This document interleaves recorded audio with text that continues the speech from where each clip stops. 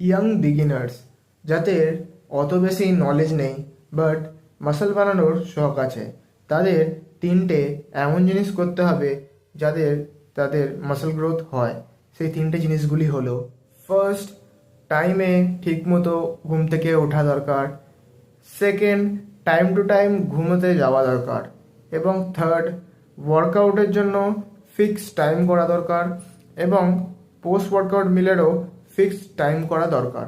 এগুলো তো বললাম তাদের কি কি করা উচিত মাসল গ্রোথ করার জন্য। এবার তাদের তিনটে পয়েন্ট বলবো যেগুলো করা একদমই উচিত নয় তাদের জন্য।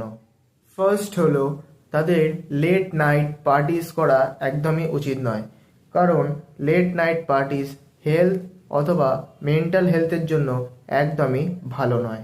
সেকেন্ড হলো, আননেসেসারি ট্রাভেল করা একদমই উচিত নয়। এবং থার্ড হলো, সাপ্লিমেন্ট কেনার জন্য বাড়ির লোকেদের কাছে জেদ করা। ইয়াং বা বিগিনার্সদের এখন হোল ফুডসের ওপরে বেশি ফোকাস করা দরকার, সাপ্লিমেন্টের ওপরে বেশি নয়।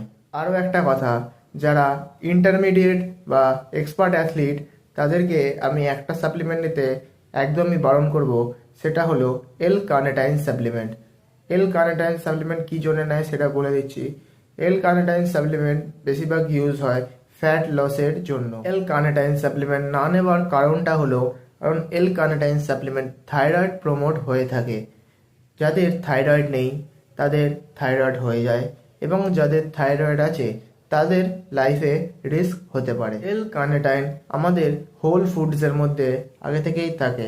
আমাদের বডির যতটা দরকার ততটা ও হোল ফুডস থেকে পূরণ করে নেয়, তাই জন্যে সাপ্লিমেন্ট নেওয়ার কোনো দরকার নেই।